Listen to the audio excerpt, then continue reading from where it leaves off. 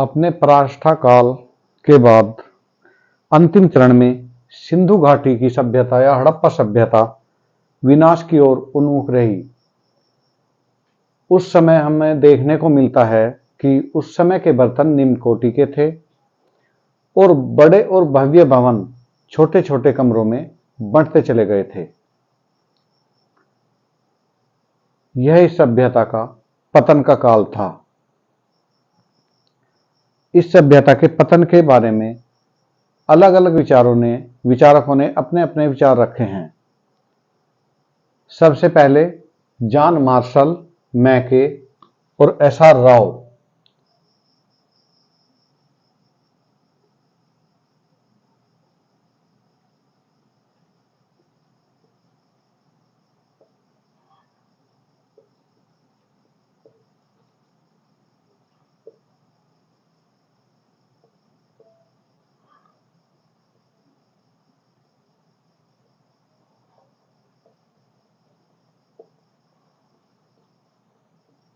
SR. Rao ने इस सभ्यता के नष्ट होने का कारण नदी की बाढ़ बताया है।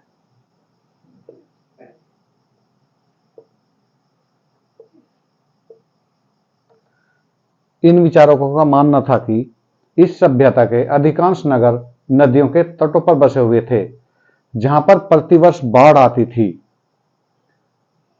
मार्शल ने हड़प्पा और मोहनजोदड़ो की खुदाई में देखा कि इन नगरों का कई बार निर्माण और पुनर्निर्माण किया गया है और मोहनजोदड़ो में बाढ़ के रेत के कई स्तर उन्होंने देखे हैं। तो उन्होंने यही अनुमान लगाया कि यहाँ के लोग प्रतिवर्ष बाढ़ के शिकार होते थे और वे दूसरे स्थान पर अपने मकान बना लेते थे। बाद में जब यह बाढ़ आती रही तो वे लोग इस स्थान को छोड़कर कहीं दूसरी जगह जाकर बस गए होंगे और ये नगर उजाड़ हो गया होगा। इसी प्रकार चनो हुदड़ो की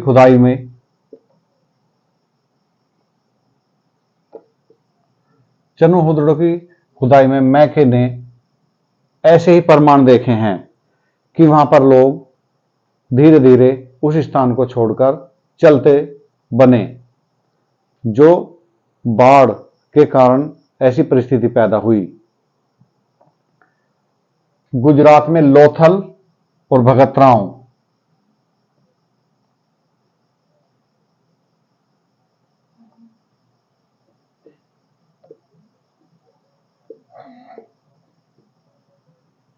जिसकी खुदाई एस.आर. राव ने कराई थी।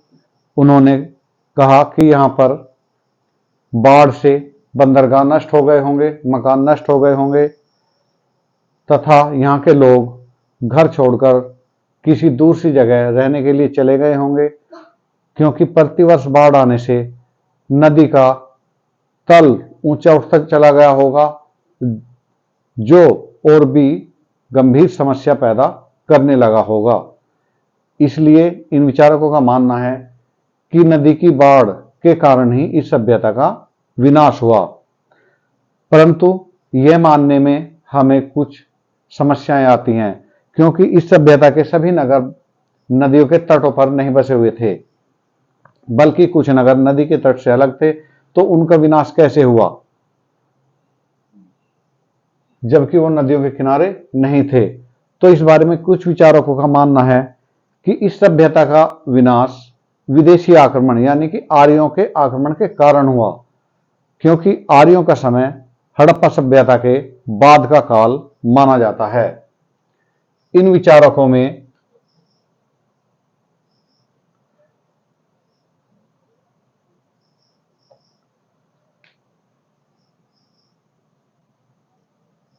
गॉर्डन चाइल्ड,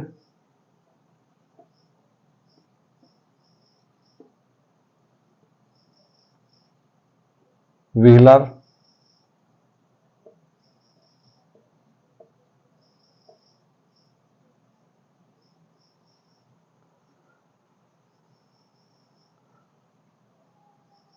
और स्टाइन जैसे विचारक हैं। इनके बारे में हमें एक बात और सोचने वाली बात है, क्योंकि ये अंग्रेज लोग थे, यानी कि ब्रिटेन के रहने वाले थे, और इन्होंने यहाँ पर शासन किया था और शासन कर रहे थे। तो इनका मानना यह था कि भारत के लोग दूसरे लोगों के आक्रमण के लिए ही बने हैं, और इस आधार पर इन्होंने निष्कर्ष निकाला कि इस सभ्यता का विनाश बाहरी आक्रमण के कारण हुआ।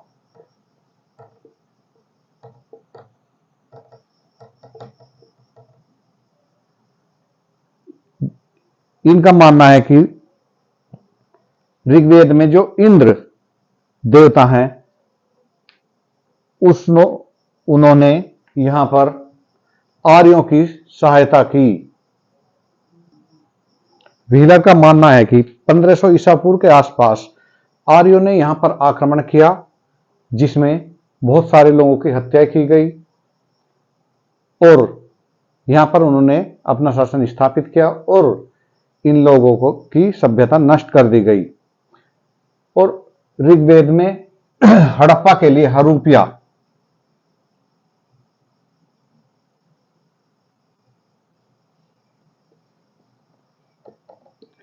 हरूपिया शब्द आया है, जिसके आधार पर वे निष्कर्ष निकालते हैं कि यहां पर आर्यों का आक्रमण हुआ था। इसके अलावा पुरातात्विक साक्ष्यों में वे मोहनजोदड़ो से बहुत सारे शवों को पेश करते हैं। एक कमरे से ही 13 शव मिले थे। एक गली में बहुत सारे शव मिले हैं, जिनमें स्त्रियों और बच्चों के शव भी शामिल हैं। इन शवों के आधार पर उनका मानना है कि यहां पर आर्यों ने अचानक आक्रमण किया और यहां के निवासियों का नरसंहार कर दिया, और इस प्रकार यह सभ्यता नष्ट हो गई। परंतु इस विचार को भी हम पूरी तरह सही नहीं मान सकते, क्योंकि इसे मानने में भी हमारे सामने कुछ आपत्तियां हैं। क्योंकि मोहनजोदड़ो के जिन कंकालों का उल्लेख विद्वान करते हैं, वे ना तो एक स्तर के हैं, ना ही अंतिम स्तर के हैं, और ना ही वे मोहनजोदड़ो के ऊपरी स्तर के शव हैं, और उनमें किसी के भी काटे जाने का कोई अवशेष प्राप्त नहीं होता है। यहां तक कि उन्हें कहीं किसी के माथे पर चोट का निशान है, जो अपूर्ण रूप से ठीक हो चुका है। तो इस तरह हम उन्हें नरसंहार का प्रतीक नहीं मान सकते। इसके अलावा वहां से, यानी कि मोहनजोदड़ो से, किसी प्रकार के बाण, तलवार, भाला, इस प्रकार जो युद्ध में प्रयुक्त होता हो, इस तरह का कोई हथियार हमें उपलब्ध नहीं होता है। तो इस आधार पर हम यह नहीं मान सकते हैं कि यहां पर लोगों का नरसंहार किया गया होगा या उन्हें मारा गया होगा। इसके विपरीत कुछ विद्वानों का मानना है कि यहां पर मलेरिया, प्लेग जैसे बीमारी के कारण लोग मारे गए होंगे।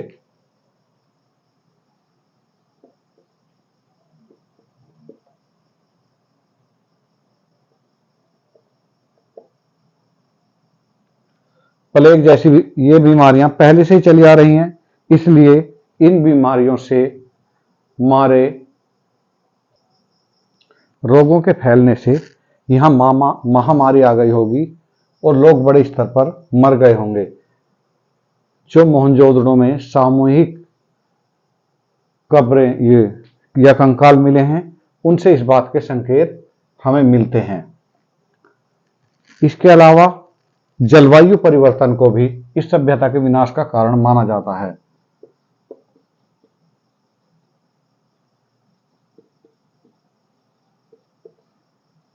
पहले यह माना जाता था कि सिंध, राजस्थान, गुजरात, जहां तक यह सभ्यता फैली हुई थी, वहां पर पर्याप्त वन थे, घास के मैदान थे। परंतु हड़प्पा सभ्यता में मकानों का निर्माण और ईंटों को पकाने के लिए वहां से लकड़ियां काटी गई, वनों को काटा गया। इनके काटे जाने से भूमि के ऊपर जो घास की परत थी वो समाप्त होती चली गई, और उसके समाप्त होने से जो वर्षा की मात्रा है वो घटती चली गई। उसके परिणाम स्वरूप कृषि उत्पादन घटता चला गया। कृषि उत्पादन घटने से लोग भूखे मरने लगे, और वो लोग वहां से स्थान छोड़ छोड़कर दूसरे स्थानों पर जाकर बसने लगे, क्योंकि कोई भी लोग किसी स्थान पर इसलिए रहता है कि उसे किसी न किसी रूप में खाने के साधन प्राप्त होते रहें। इसके अलावा एक विचार जल प्लावन का भी है। जल प्लावन,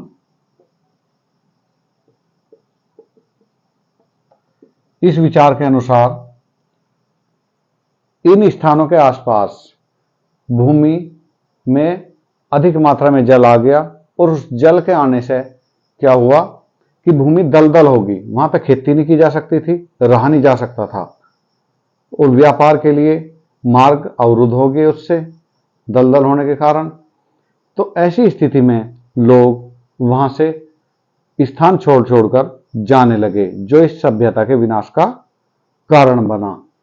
इसके एक विनाश का एक कारण माना जाता है नदी द्वारा धारा परिवर्तन, नदी द्वारा मार्ग परिवर्तन।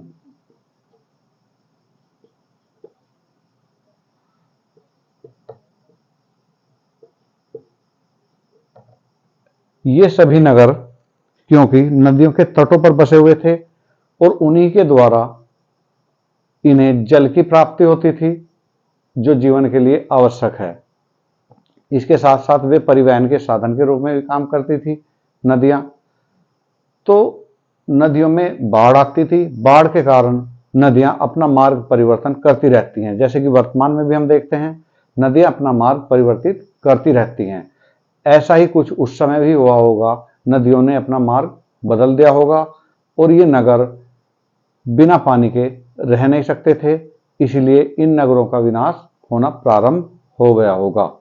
ये भी एक विचार माना जाता है। इसके अलावा आर्थिक कारण या व्यापार,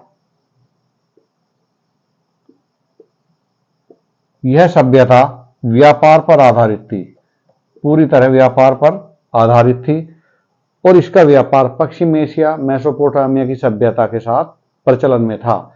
परंतु वो व्यापार 1750 के बाद हमें दिखाई नहीं देता है और उसके बाद ही इस सभ्यता का पतन भी माना जाता है। ये किस कारण व्यापार बंद हुआ ये तो कहा नहीं जा सकता, परंतु यह भी एक संयोग है कि जब उसका व्यापार बंद हुआ पश्चिम एशिया के साथ, तभी यह सभ्यता नष्ट होती चली गई।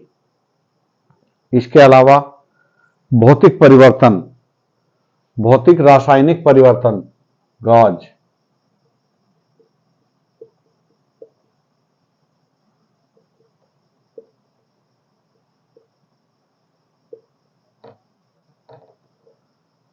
गाज के रूप में ये एक रूसी विद्वानों का मानना है कि कोई जैसे कि पृथ्वी की उत्पत्ति हुई थी तब एक अचानक विस्फोट हुआ था, कुछ इस तरह की एनर्जी आई अचानक जिसमें बहुत शक्ति थी, जो बहुत शक्तिशाली थी, वो अचानक आई और उसने बहुत सारे लोगों को जला दिया या मार दिया और उसके बाद इस सभ्यता का विनाश हो गया।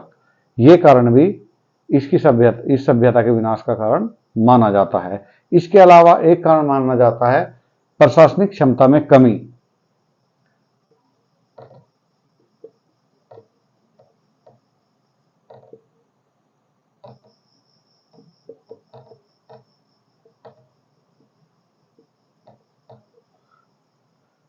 हम देखते हैं कि हड़प्पा के उत्तर काल में या अंतिम चरण में लोगों ने रास्तों का अतिक्रमण प्रारंभ कर दिया था।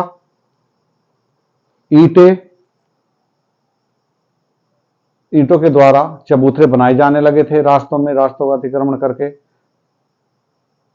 और घरों का आकार घटा दिया गया था। इसके अलावा एक स्थान पर कुम्हारों ने रास्ते में ही अपने आवे बना लिए थे। तो इससे यह दिखाई देता है कि वहां पर प्रशासनिक क्षमता जो कमजोर होती चली गई थी, मकानों के आकार घट गए थे और उनके बनाने का जो तरीका है जो पहले से चला था वो बदल चुका था।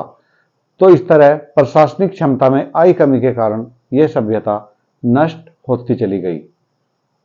इस सभ्यता के नष्ट होने के कारण और उनके विचारक मैं अभी अलग से सारणी में बनाता हूं। कृपया इस चैनल को लाइक करें, सब्सक्राइब करें और कमेंट करें। धन्यवाद।